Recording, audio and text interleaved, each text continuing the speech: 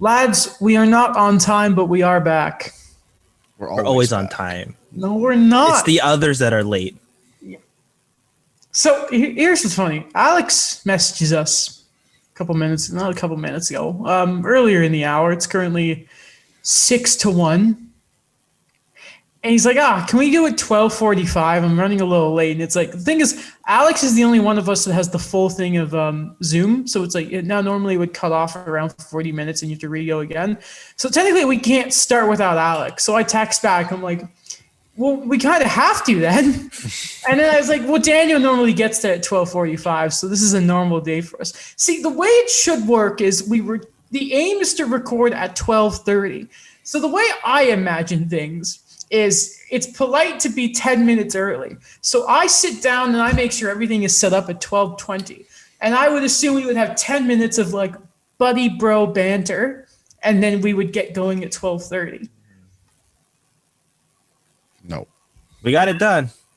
I mean, and that's it. There we go. The silence tells all the stories. No, it's okay.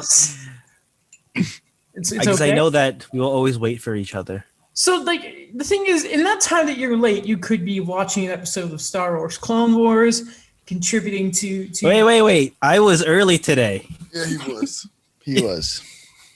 How were you early? You He can't got- get on the call. No, he got there before you, or he got here before by you. like 2 minutes. Okay, well, I was there at 47, not 45. Okay, good. Well, guys, hockey's the thing.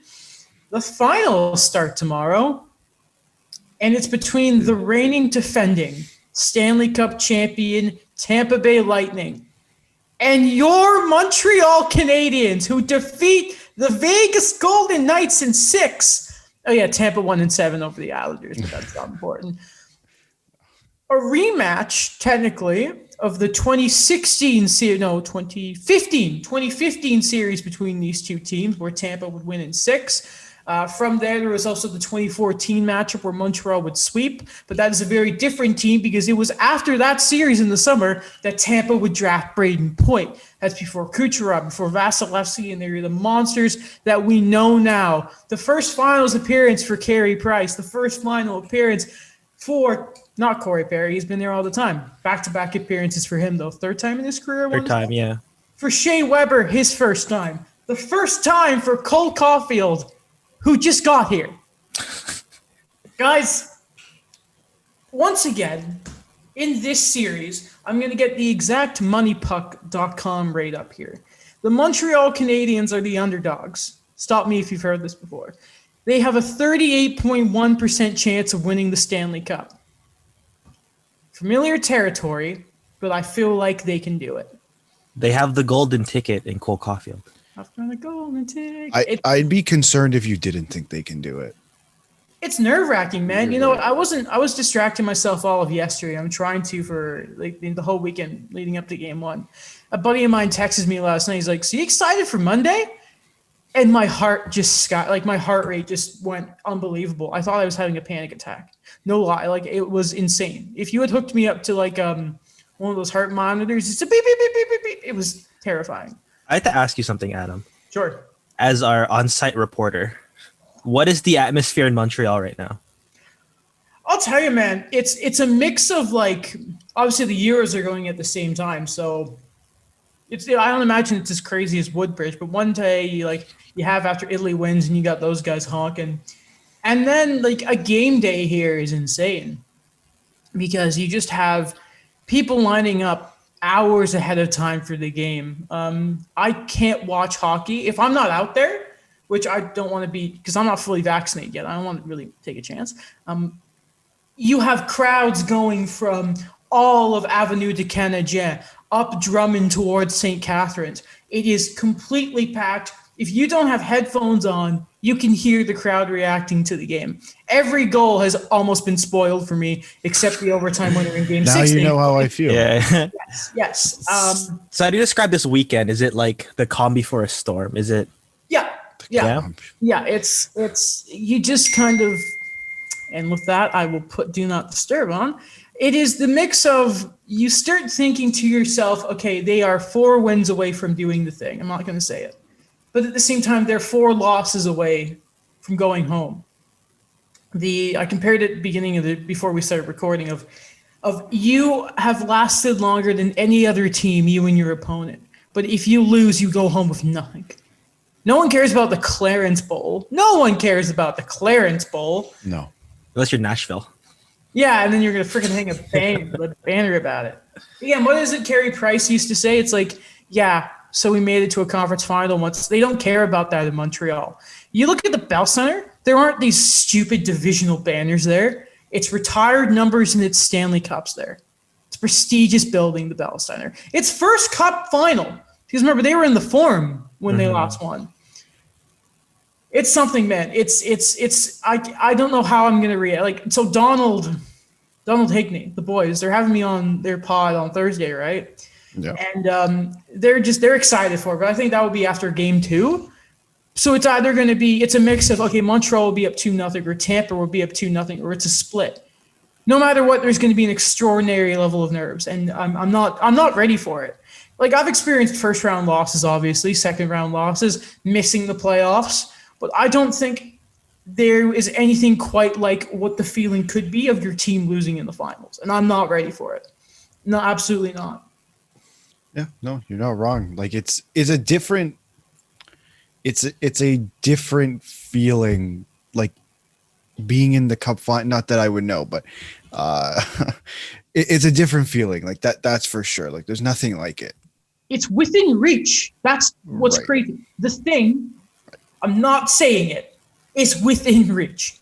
Like 4 more wins. You got like 4, and you do it. You're like, your name is immortalized. You're legends. Yeah. There's no better place to do it than Montreal. No better place to do it.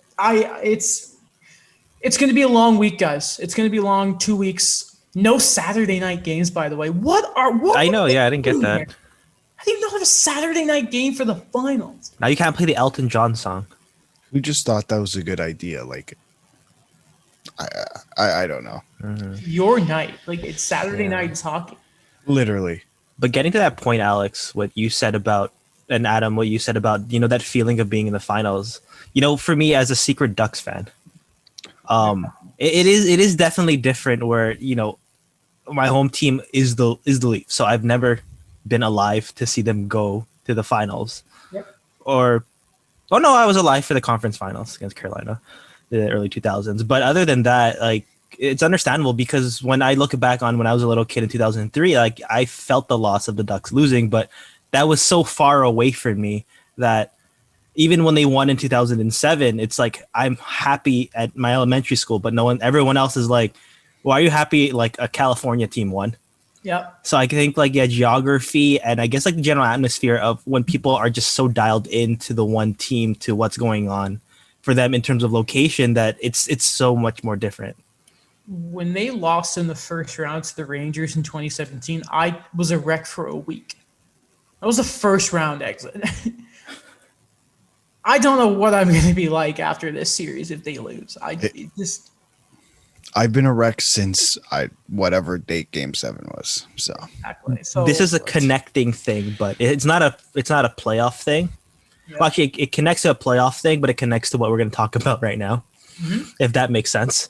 Okay. So when the Ducks lost in 2017, they got swept in the first round by San Jose.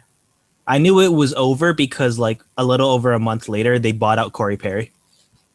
Yes. And then, yes, that was what I was like, it's over. The window's done. I mean, I think it was a little before that. He was falling off quite quickly. That's the guy who benefited from a change of scenery, though. Like, that's a very unique player now, Corey Perry. It's just, I think a lot of people had to kind of devalue what he was doing in the regular season. He wasn't amazing, but he was still a presence. Like, remember, he got into the lineup and he was never out again. He earned a spot, man. So how did the Habs get there? And we'll go to Tampa. So you know what? Last episode, we kind of skipped over the Tampa Islander series, so we can start there before we talk about some of the stuff like Armia, Ducharme, Kucherov, and that. The Lightning in Game 7. Yanni Gourde, the short-handed goal to get that crowd going. A fun finish, but regardless, the Lightning, back-to-back years, beat the New York Islanders. Nassau will never see a game again from the Islanders. It's a damn shame. But they have the chance to do, in the cap era, something that's only been done once. That was by the Penguins. That's win back-to-back Stanley Cups. The Blackhawks never did that. The Kings never did that. But Tampa can be like that Penguins team. Yeah, they're a dangerous force. Like, even if you think back to like the beginning of the season without Kucherov, we were still saying they're a tier above the top teams in the NHL. Like, just their roster alone. And one thing, and Jeff Merrick always brings it up on Hockey Central about, like, they're like the Islanders of the 80s, where they can win in many fashions. Like, it's not just a scoring, like, high pace offensive game. They can slow it down. They can play rough and tough. Like, they can do a lot, and that's what makes them extremely dangerous. Mm-hmm. I agree. Like, the way the Lightning are built is they have that chance to be a dynasty. When I look back on the Penguins, as the most recent example of how they were built, they had a lot of pending free agents. They had a lot of guys that were performing really well, but they were either veterans or they wanted to be paid. And that ended up happening also towards the expansion draft, when they had to realize that they had to lose someone like Marc-Andre Fleury, where they really haven't been the same ever since. Or you look at the fact that they had to get rid of Trevor Daley, where, I know he got that ridiculous contract with the Red Wings, but he played top 4 minutes for them going to the playoffs. And when I look on the Lightning now, yeah, like cap hit, like whatever with what they've been doing, being over the cap with everything. But with the players that they are going to keep, the players that they have been developing, it's just all these guys are in their prime or they're entering their prime. And it's what Alex said, like, it's just a whole nother level with this Lightning team, where when we talk about like the skill that's there, we look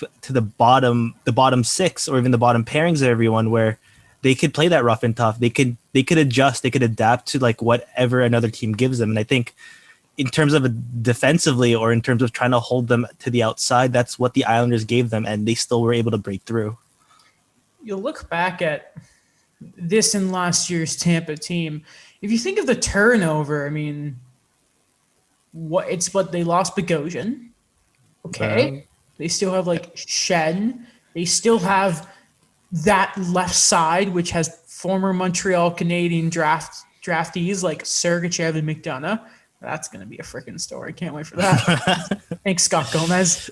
But, and then you look at the forward group, and it's almost kind of similar that instead of an injured Stamkos this year, we don't know how healthy Kucherov is. But beside that, they are more of the kind of team I think Montreal has been facing the entirety of the way.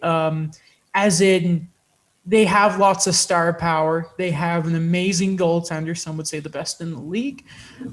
They've got some good defensemen. Like, you look at the likes of Pietrangelo in Vegas, you look at a guy like Morgan Riley, Muzzin, and all those kind of guys along the way. We'll excuse the Jets, but they had an elite top six, the Jets. We all know that. The Habs have faced teams like Tampa all playoff round. They've neutralized them. However, Tampa this is such a cliche, but it works perfectly that I would say this iteration of the Tampa Bay Lightning is the most complete hockey team I've ever seen. There is no better way to have this cup final. And in recent memory, I would say, and is there biased? Of course, but you have the 18th regular season place team who was like 0-5 to end the year or something like that. How many firings in the regular season? Saying their goalie was cooked. I remember how bad Shea Weber was. And then they come back from 3-1 against a historic rival. Sweep in the second round against the Jets. Underdog against their former captain in the Vegas Golden Knights and Max Pacioretty. Beating some of the best goaltenders along the way, like Campbell, like Vasilevsky. Oh, sorry, not Vasilevsky. Well, hopefully they do. But Fleury, a Vezina finalist. Leonard, who has previously been a Vezina finalist. But at the end of it, we have the underdog Habs, Cinderella on their way to the ball, And in her way, she's taking care of the ugly stepsisters. But now the mother, the evil mother, is there. And it's the goddamn defending cup champs, $18 million over the salary cap, the guy who's going to win the Vezina, a Hart Trophy winner in Kucherov, a Rocket Richard winner in Steven Stamkos, a Norris Trophy defenseman in Victor Hedman, a probably future Norris Trophy winner with Sergachev, McDonough, who could probably win a Norris Trophy if they actually graded it properly on defensive play, a former captain in New York, by the way. David Savard on their third pairing. David Savard, Eric Serra, oh my God. Look at one example. They are so good that they let go of friend of the show, Carter Verhaeghe, and look what he developed into in Florida. But then it's like they got Ross Colton to fill in. They've still got, I think, like Matthew Joseph didn't even play Mitchell Stevens. And then you look at, again, to add to the underdog story, on the other side, their opponents in Montreal. Half of their team can't shoot right now because they're all hurt.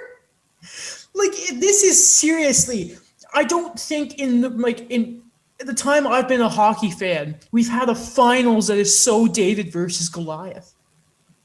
I don't think it's ever happened. 2003? Daniel, in my time as a hockey. Sorry. I would have been like 3-4. Okay. It's just the Devils were a dynasty at that time, and then the Ducks had like Jiger, Correa, and friends. Yeah, Paul. I don't figure Paul Correa, be a pretty good player. But I mean, pretty sure he has some 50 goal years in there, right? Was that the year he got a game winner and he got knocked out and he didn't remember it? Yeah, he didn't remember it, and then I think 2 years ago at a Sportsnet interview, he talked about how that was probably the stupidest thing I've ever done in my career. So think of it like this: they had Paul Correa, what's his career stats like? And Montreal's best forward is a 20-year-old from Wisconsin. It's by the way, man, what a year Cole Caulfield is having. Mm-hmm. My God, another goal in Game 6. What is this? I don't know. It's just, I think about it now where I've always been a bit hesitant about, even when they're top picks, these NCAAs coming in right away and then having these types of runs. But when I think about guys like Quinn Hughes or even guys like Cole Caulfield now who's brought it to another level, it's just, or even Cale Makar 2 years ago, it's just something about it now where it's, these guys are, they're primed to go. They're ready to go. Yeah.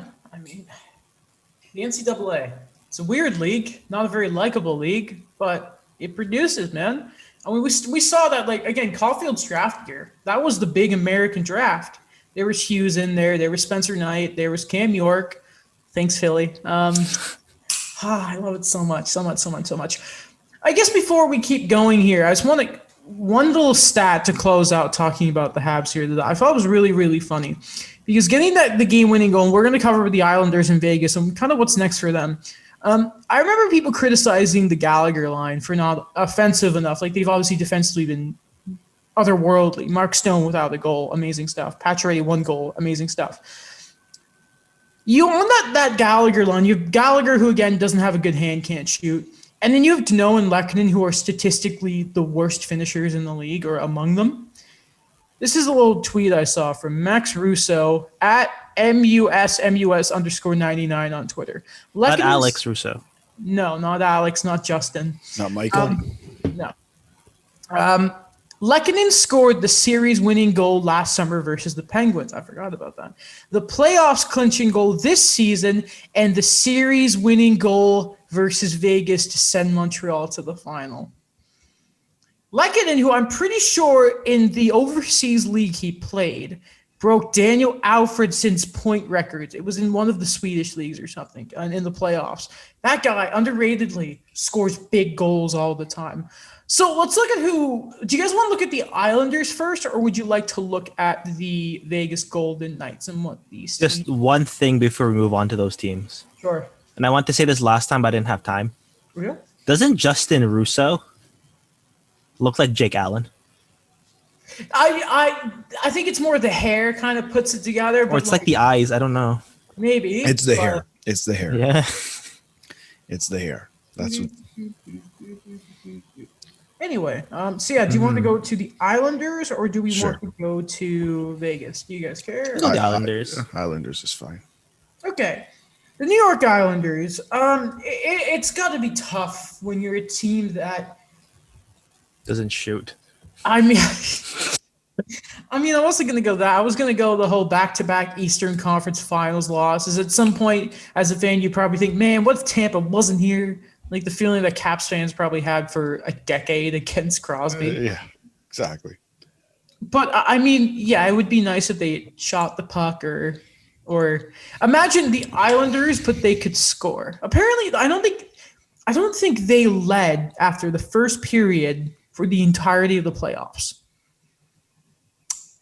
It's hard to win a Stanley Cup when you don't score. Now, I know going into that pit, I'm pretty sure going into the Tampa series, they had the most goals in the playoffs. However, when you get to that point and the games get tighter and tighter and you, again, face Vasilevsky and the Tampa Bay Lightning, like, again, they're 5-on-3 in that game 6.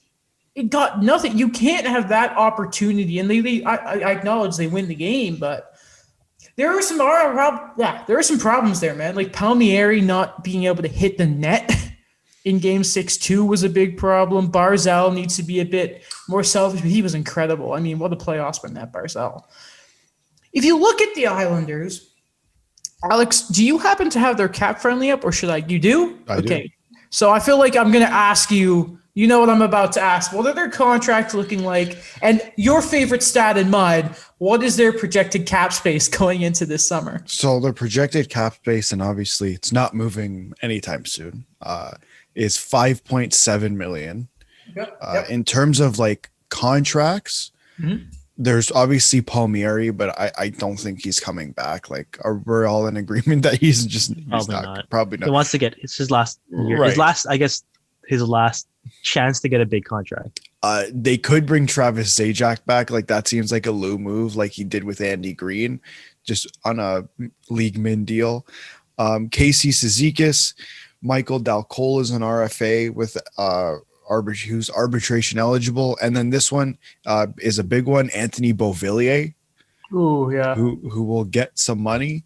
And then defense wise, it's Braden Coburn, Andy Green, and Adam Pelech.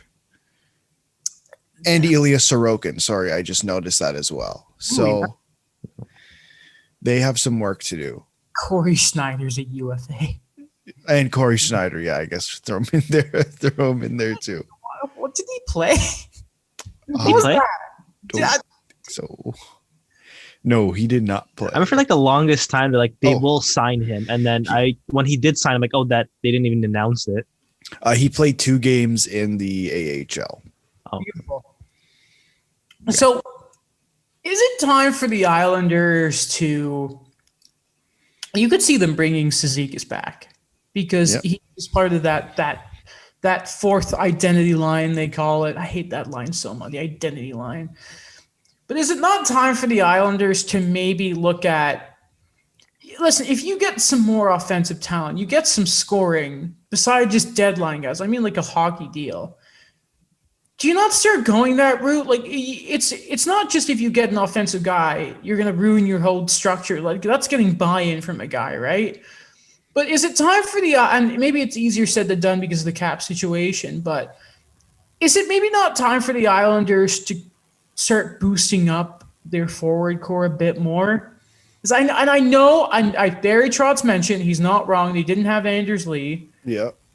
Still, though, there's not enough offensive oomph from the Islanders. The way I look at it with Anders Lee is, okay, if Anders Lee was in the series, does that change the outcome? I think it makes the Islanders a better team. That's not a question. But does that push them over the top on, like, in terms of beating the Lightning? He's a damn good player, but is he? If you put Anders Lee onto the Tampa Bay Lightning, is he on the top line? No. if you want him in bang crash row, maybe, but pure talent wise, he's not Stamkos, he's not Cooch, he's not Point. Yeah. Like, I agree with what you're saying, though, in terms of, adding more offense. Yeah. But they literally, like, they have just under $6 million in cap space. Anthony Beauvillier had a decent playoff.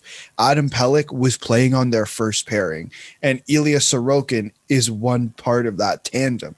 And it's like, they're going to have to make another trade like they did last offseason, where like Devin Tays 2 second-round picks. Like, I don't know who on this team is going to be traded, because some of those deals aren't in terms of trade value, aren't fantastic.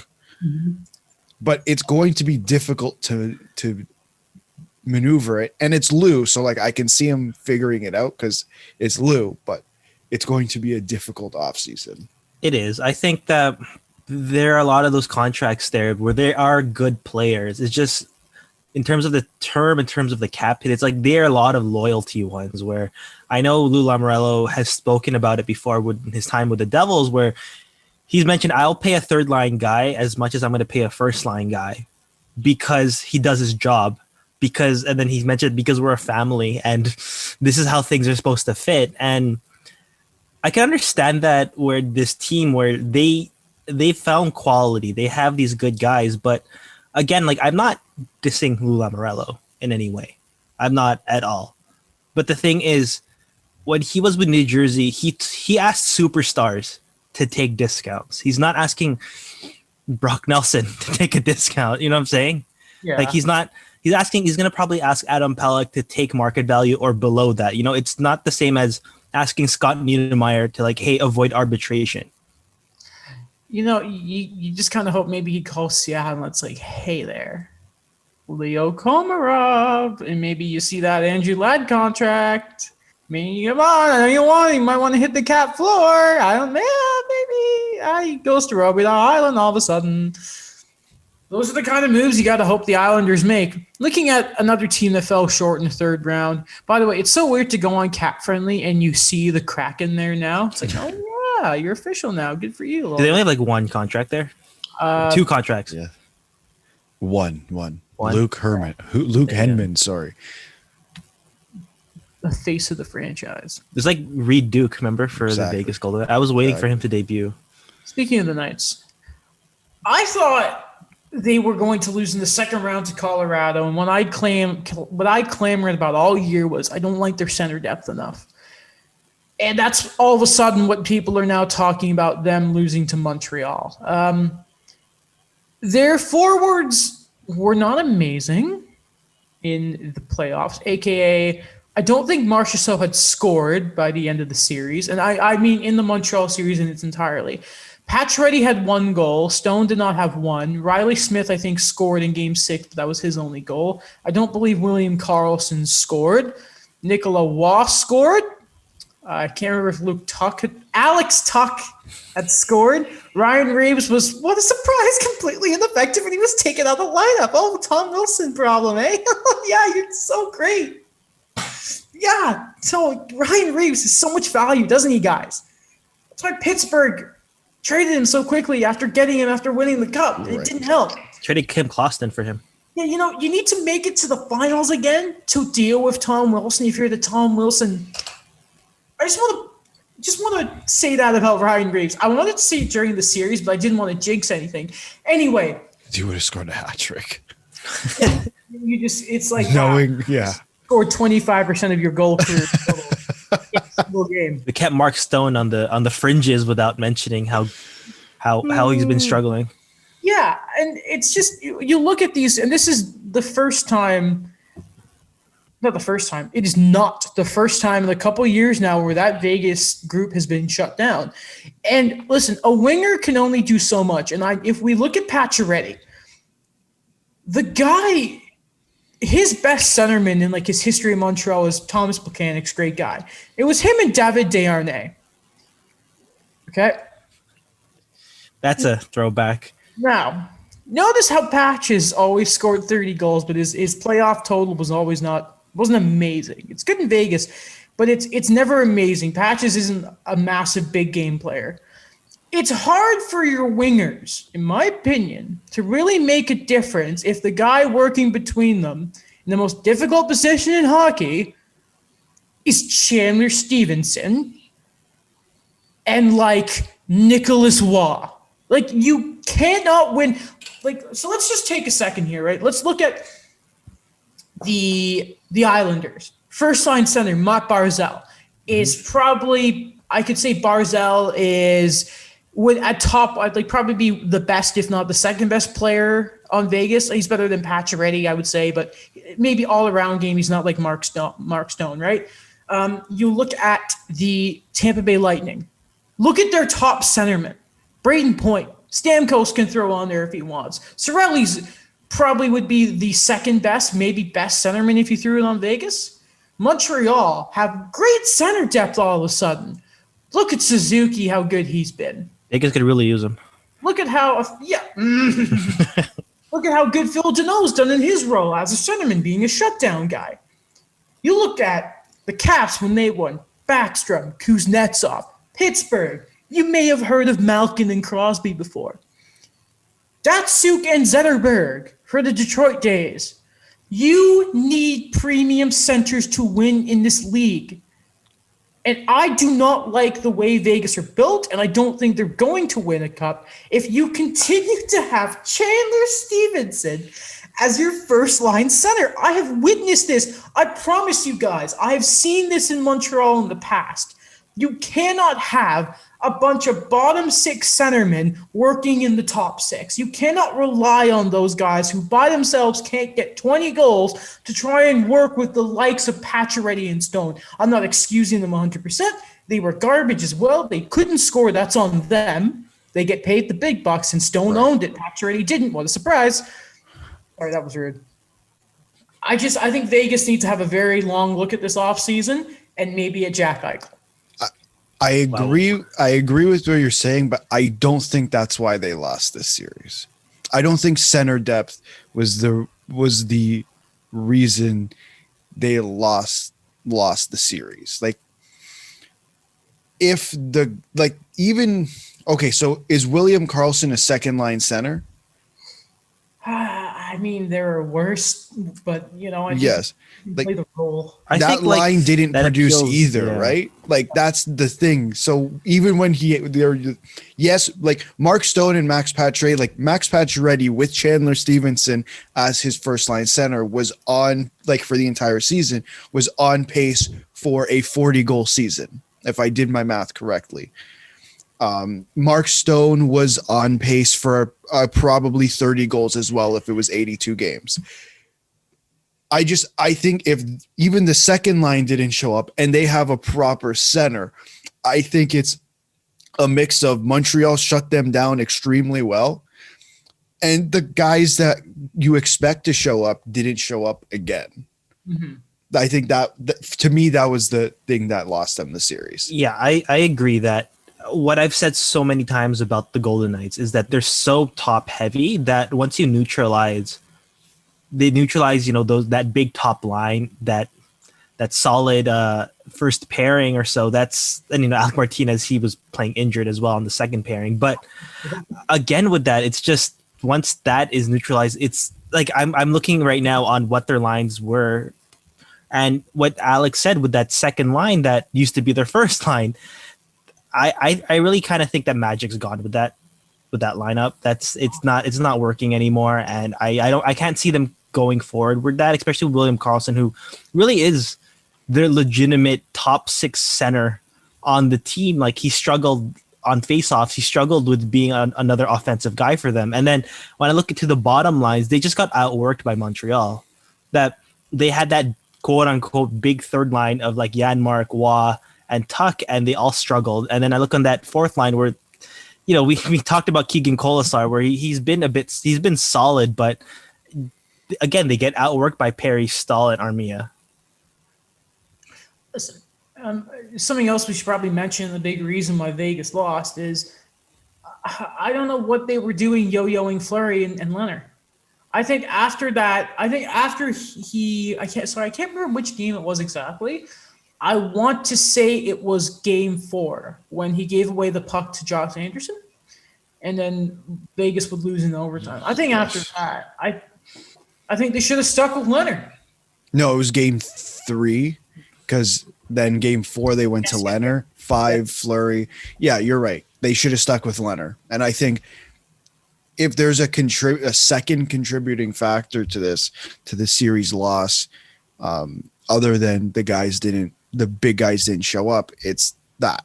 Like we talked about it last episode, I think it was, like Fleury, just when he came in for game 5, not that he looked bad, he just looked flustered. Like it felt like something was off. So, it's really funny you mentioned, there's a sentence you said there, top guys didn't show up, and I'm thinking, man, it's really funny. Okay, we said the same thing about Matthews and Marner. Yeah. Okay. Said the same thing about Wheeler and Ehlers and that. Okay. Ehlers and Ehlers, I love that. Yeah. Kyle Connor too. That's funny. Said the same thing about all the Vegas forwards who had as much goals as Cole Caulfield did. Cool. Montreal, man. They're pretty good. Special. Yeah, I don't know how they're going to be able to do that against Tampa. I'm sure that's Kucherov's health, by the way, is going to be massive in that series. What did Patrick Waugh say? It's not the best team that wins. It's the ones that came prepared to play. Yeah, and I don't think either. Like, listen, I think both these teams realize what exactly is at stake. Like, I don't think. Yeah, I look at these playoffs and I think these are definitely the two teams that deserve to be here the most. I don't think, like, again, Tampa, like when they won the cup last year, it never looked in question why they should be here. Montreal too, from the moment game 4, game 5. Why can I never remember? The game where Gauch turned the puck over. Pretty sure it was game 5. Mm-hmm. From that point onwards, again, it was Montreal. What a great playoffs this has been, by the way. Eh? Well, you got 25, 26 overtimes too. That's been great. Upsets. It's been surreal. Like look at this one random fact, but like I'm not used to seeing so much red. What do you mean? Like the jerseys. Like when I even look in the crowds at the Bell Center, everyone has the home jersey. Like no one really has the white one. Which is weird because like they're more famous for the white one. Yeah. And like who wants to wear a white jersey? It's hard to, it's easy to get dirty. I don't think there is a nice looking away jersey. I think they all look too similar. They don't look nice. They're not creative. I think all the away jerseys look god awful. Like retro reverses are different, but I don't like a lot of the I don't think I like any road jerseys in the league. There's nothing new about them. Yeah. I like the retro reverse wild. I mean, that was technically the North Stars. The retro reverses are different. Those aren't away. Those are okay. Like, I'm trying to think now. It's just like, but the rest of them are just like, it's like, oh God, maybe I just don't like the general thing of a white jersey on the white surface. It just looks, I don't know. There's just a certain feeling of watching like if I'm watching a Habs road game, it's like they're playing the Columbus Blue Jackets and they've got their white jerseys on. I'm like, I don't care. It's funny. Traditionally in the NBA, the white jersey is the home jersey. Right. Yeah. Yeah. It's strange. I always watch. I'm like, where are we? What is this? Where are we? That used to be like that before the lockout. The white jersey used to be the home jersey. Yeah. Back in the day. Unless you're Carolina, then it's like, I want to wear my red jerseys on the road. Goofy Gerbers. What a bunch of jerks. Yeah, exactly. Not fun though. Not fun at all.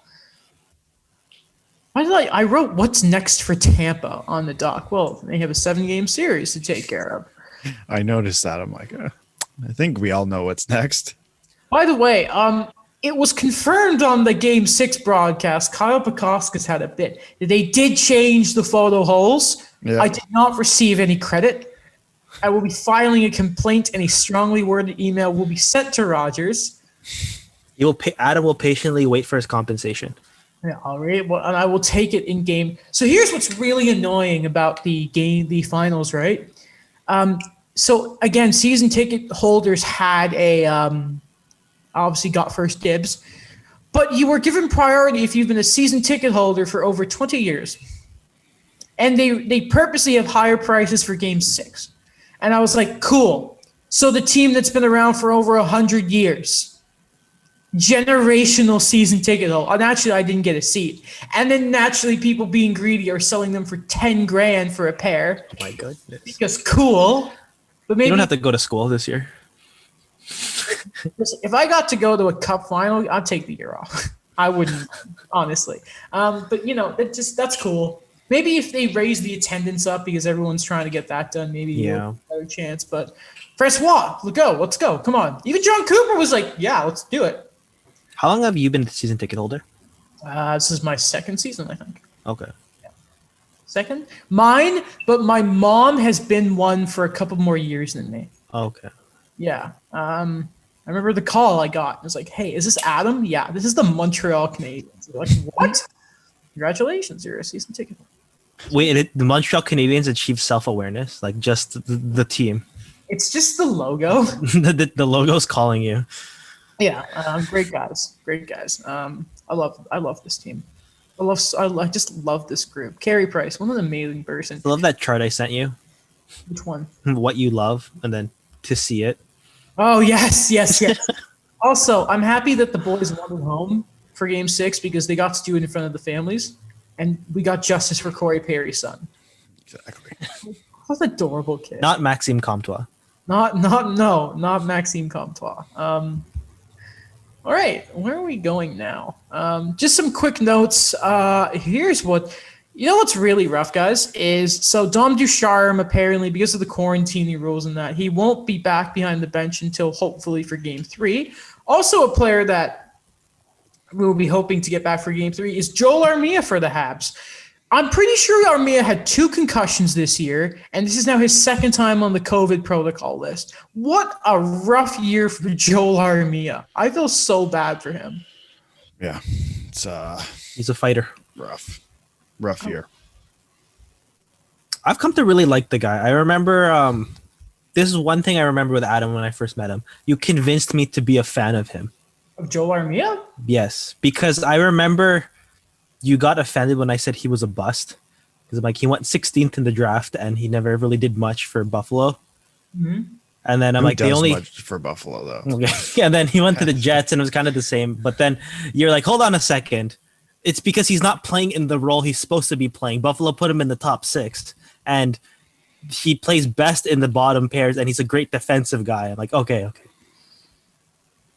I don't think I called him a defensive guy, but Call him like a solid guy to be in the bottom 6. Yeah, because he is, and when he's on and he has the puck, you can't knock him.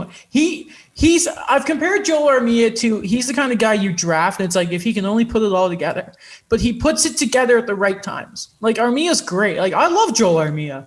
I don't think he'll be back next year because I think there's a lot of decisions, especially Phil Deneau.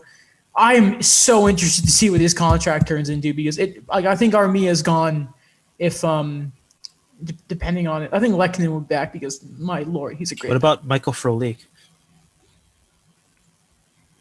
What about Michael Frolik? Got real quiet for a second there. Like, what do you want to say about him? Like, I don't know what he's doing. I'm not convinced he's real anymore. He's just around. I'm not even sure if he was on the team picture with the Clarence Bowl, to be honest. Oh my goodness. Seriously, like what I think he was, but shout out to Thomas Tatar, by the way, who is taking all of this so well. He's just a fun guy. Also, Jonathan Drouin, we hope he's okay. God, yeah. I hope whatever he's going through, he can enjoy seeing what his team are doing right now, and he can just be cheering them on. And again, I doubt he would want to be around them, or maybe he does, but if I would like to see if maybe they would just invite him to a game just to be around the squad, see them, catch a game. I'm not saying put him in the press box and announce him to the crowd because some people would boo him because they're mean, but I hope he's doing well. And I love Jonathan. And, I'm sure a part of him is rooting extra hard against his former team in Tampa Bay right now. Because, man, it's really funny when you look back. It's like the Galchenyuk stuff. And then you look at the storylines of the first round of like Simmons ends up, turns down Montreal and goes to and goes to Toronto, but it's like, okay, well, instead they go to Corey Perry, and then it's, yeah, we got Armia and Sherratt, the former Jets, and then you've got like the Suzuki stuff against Vegas and Pacioretty. And then it's again here, Tampa, two of their most important defensemen are freaking Habs. God dang it. So we'll see what happens here, guys. We'll see what happens. To end the show, I thought I'd surprise you guys with something. Okay? Wait, Quite can we talk crazy. about that tweet for like 30 seconds? Oh, the Golden Knights one? Oh my God, get out of here. You Was it the don't meh understand. one? No, it's So- like you don't understand. Like, you don't understand Golden Knights pain. I'm like, get a grip of yourself. You have no idea what pain is. You've been knocked out of the third round twice or 3 times. You've been in the finals once. Get over yourself. You don't remember when you? I'll tell don't you understand- pain. 5 years in the first round. That's pain. Alec, you know what it reminds me of? Remember in Talladega Nights? Like, you don't understand because you don't understand freedom. Yeah. Yeah. It's like, get out of here with this. Imagine being a fan of a team for 4 years and it's like, this is the worst thing ever. When Buffalo's just been putting up with. Am I a joke to you? Yeah. Buffalo, Arizona. Like, oh my God, get out of here. Sometimes I just look at the goal. I'm happy. I'm so happy they lost. Honestly, like I don't like that fan base. I just don't, because it's like, unless you're like from Vegas Yeah. and like unless you're from Vegas or like a Marc-Andre Fleury fan, like get out of here. And that stupid video package. Yeah, the Habs didn't let you into the league because your stupid story. Well, you're not coming back yet then. Yeah. Next year, you dicks. Also, can we talk about that Steve Simmons tweet then? Which one? Which one was that one? Mark Bergeron is Which doing one? Stanley Cup Media Day conference right now, and none of the French questions or answers are getting translated to English. Is this So a surprise? So first off, Yeah. for those of you who don't know, Canada is a bilingual country, but very few provinces actually speak both languages, funny enough. Listen, they don't translate to either. Now, a reporter will translate them, like Arpin Basu and that do it all the time. Yeah. Shut up. Like, literally. I don't see you translating your stuff into French.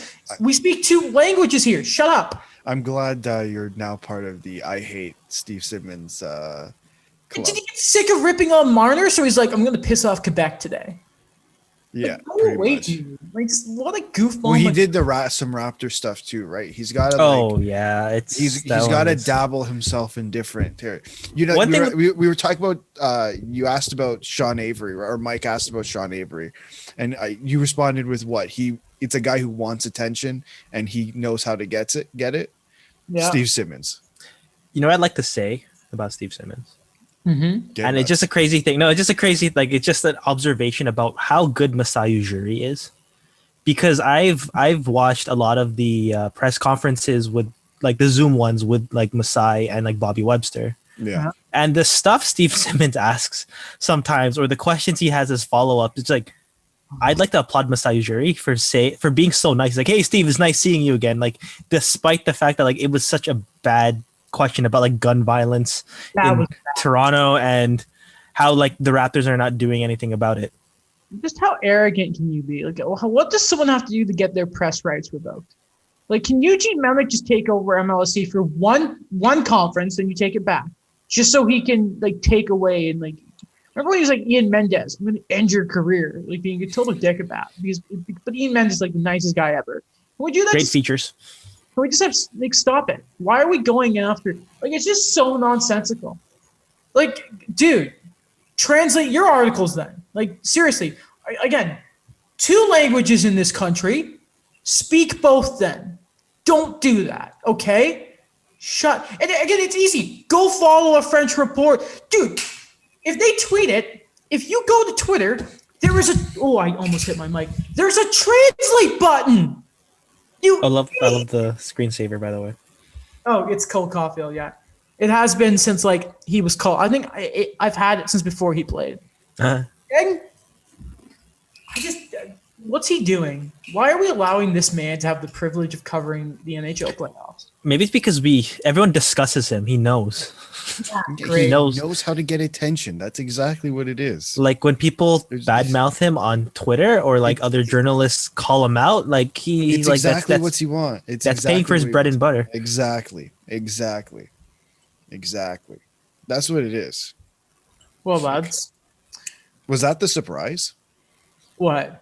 Steve Simmons was a surprise. I'm just kind of surprised that he. Oh no, that it was not the surprise. Oh, what was the surprise? The surprise was. Pop quiz. Now that you mention it, Alex, we might have a pop quiz next episode. We might not. Sure. I like to bring back my quiz segment. That was fun. Daniel, we asked you about it for Yeah, like. you said you wanted to do it. Don't put the on us. Okay, we'll do one. We'll do one. I am still your reigning defending cup champion, by the way. Yes. Never forget. I'm gonna make a. I had a belt. Remember that? Oh yeah, the bell. Pepsi belt. Yeah. Sponsored by Pepsi. Not really, but Freaking Not really, but we would love to negotiate with you, Pepsi. I'll put this Coke away. I'm not gonna drop your stock if I say drink water like a certain soccer player. Remember when Zdeno Chara? I thought it went up. Remember when he drank Coke on the bench? No. I vaguely Like remember that. he was it was during a game, and then like instead of getting water, he just opened like a bottle of Coke and started drinking it, and people were like, "Is this what people are doing now for sponsorship?" That's like during the game too.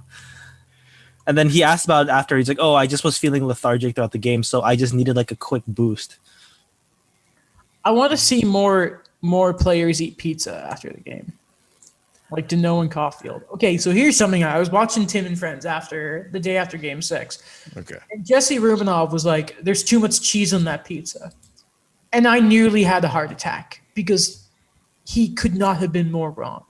There is no such thing as too much cheese on a pizza. Yes or no? False. If I can find the picture, there is I've seen people. I keep. have you finding ever it. had? Not a comical amount where it's No, literally. it's a cop. Yeah. I mean, isn't that like that's the appeal of like Brooklyn or Chicago style pizza? I know like Brooklyn's the thinner one, and then Chicago it tends to be the thicker one. But That's the pie. yeah, but the thing is, yeah, that's meant to be like that where you cut it and then the cheese falls. It's just ridiculous, guy. Like It does. there's no listen. A normal pizza is like it's tomato sauce, Yeah. it's dough, and the goddamn cheese. It's three things. That's like saying there's too much gravy with that pizza. Shut up. There is Well, no. it can be if it's too much. No, And it there's gets soggy. no. Would you ever warm up poutine? Like if you don't finish it the first time? You have to fit. Otherwise, when you heat it up, it's never the same. It isn't. It's like McDonald's. Like if you put McDonald's in the fridge, you're a criminal. No, The moment Like, you why? put it away, it changes into a completely different Yeah. beat. Oh man, I want poutine now. like why would you do that? What a big. I'm craving a Big Mac really badly. Right Oh, they have the Grand Big Mac now. So I was in disbelief the other day. I went to McDonald's and I'm gonna get a Big Mac. And they're like, do you want to make it a trio? I'm like, A what? what's a trio? The hell's a I'm like, trio? a combo? And she's like, yeah. I'm like, who calls it a trio? Is it the French translation? Is that a combo? A trio? Like what? My heart skipped. Like she must have thought I was insane. Like I've never heard it. Trio. I was trying to tell. I just want a large because it's $1 drink. I'm like, I don't really. I'm not a massive McDonald's fry. Like Dairy Queen has great fries, but like McDonald's, I'm like, nah. She didn't even let me say I wanted a large drink. She said, "Do you want to make it a trio?" I'm like, I was in such disbelief. I went along with it, but it's like a trio. No. Did I you say want this a in French? Combo. No, it was in English. Mm-hmm. It was completely in English. I rarely do my orders in French. That's why you quickly, pro tip, if you're in Quebec, before the conversation starts, say hello. Okay? Say Bonjour. hello, so then they know you're speaking. Some of them will completely ignore you and still speak French, but that rarely happens. I remember my friend when we were at the grocery store when we visited Montreal a few years ago, and then the cashier said "un sac, monsieur," and then he's like, "Oh no, I'm be paying in credit." For those of you who don't know, sac means bag. You want a bag? I'm paying in credit. That's a great. What did he think sack? I don't know.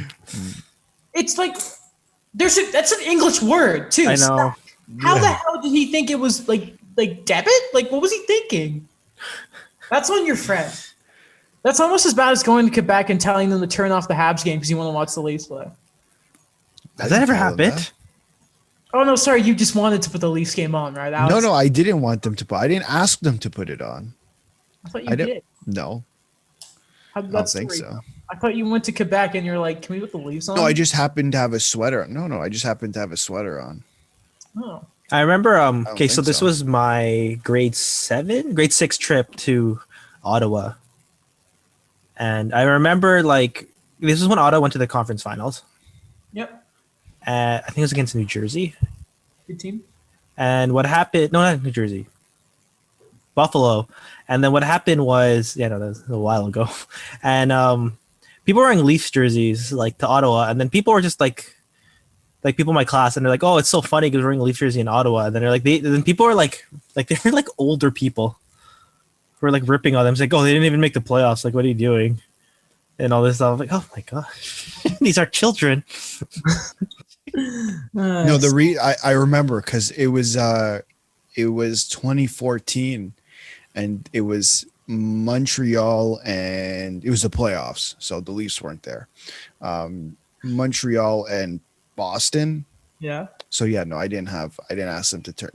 There was no Leaf game on. Yeah, that was the William Nylander sweepstakes. Sure, yeah. Then if William Nylander and Nikolai Ehlers, the debate we still have. Or Nick Ritchie. Or a certain Canuck.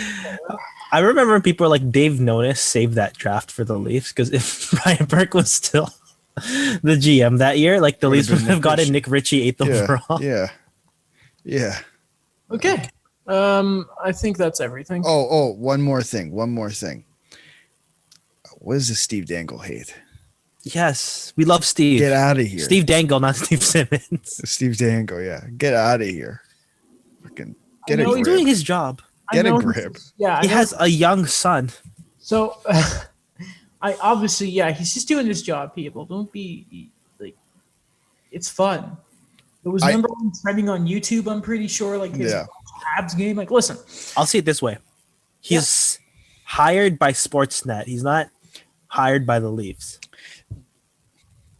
Has he? Sorry, go. No, it's just like, back off. Like, he's just, I could joke and be like, no, he's ours now.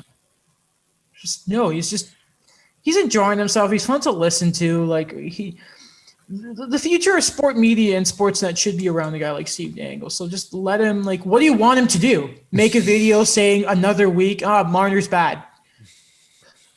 Just back off. I mean, I'll say it this way. If he didn't do something right now, people are like, oh, look at this bias by Steve Dangle. Right. There's no win. How many LFRs do you think he's missed? didn't somebody say he's never missed an LFR or something? Right.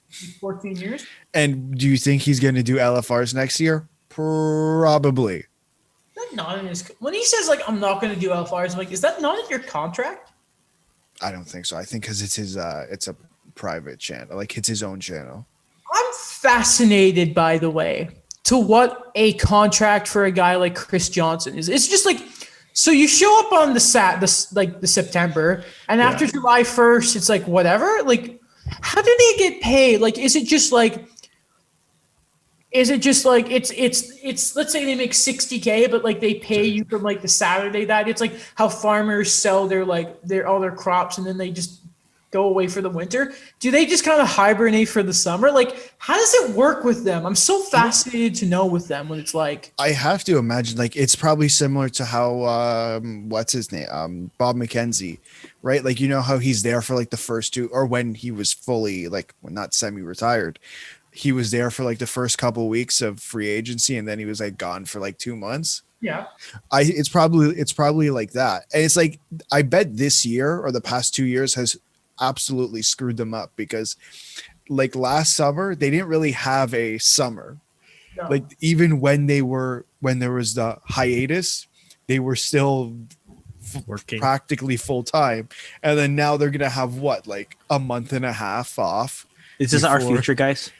Hopefully. Yeah. And then they're like, and then they always say, well, it's better if a Stanley Cup. Does that mean like, because there's more coverage for the Canadian teams, you gotta have like all these different panels, and that gets more people working, even though half of them are former players and they don't really need the money. Kevin Bieksa. Tessa's House with Post Malone. No, I don't like watching those. Hey, they're so bad. Corey Armstrong, great. He was great on it. He actually tried to analyze the game. Because Colby Armstrong is just great. Leafs and Habs legend. I liked Josh Norris, who was on there for like. Yes. I like Josh Norris. But like, no, I'm just interested. Like, is it better? Like, what's it like if you ever had like a Leafs Habs conference finals or something? Like, I just like, you know, I think of stuff like that. And naturally, they're never going to tell us because, you know, that's what I really want to know, an insider salary. It's like, listen, you tell me every detail of Carey Price's contract. I want to know yours now. But not public interest. No, yes, it is. It's my interest. It's my interest. What is public interest? I don't think any of us really know. Wouldn't we have like 2 lectures on that? Yeah, Like no full one thr- knows. No It's one- not in the Republic's interest. No one got a proper answer. Anakin, my allegiance is to the Republic. Democracy! I love that. I think I've used that so many times for not that, but the when we're learning in class, like news values or newsworthiness, like from the book we had to read. If you see a reporter say it's for public interest, ask them what public interest is. Because I swear we had a question on the exam that was like, what is public interest? And it's like, You know, I don't miss the news quizzes. the JRN, oh no, those are bad. Or the JRN 4 hot, no, is the JRN one of them where it's like the ethics class, and it was like every week was a different kind of thing. And then the like end exam was like a 20 thing question. You had to like 600 words for each question. Yes. Here's I don't this remember which scenario, and it's like, I don't know the perfect answer here. And then you get a 94, and you're like, I guess you just kind of Sure. I'll take it. Yeah, Exactly. The thing about those is like when you do well or you get something wrong, you don't get to see them after. Like, what did I actually get wrong? No, I know, it's so annoying, right? But no, it's because everyone cheats on them. Like, man, I want to know. Was it the online one?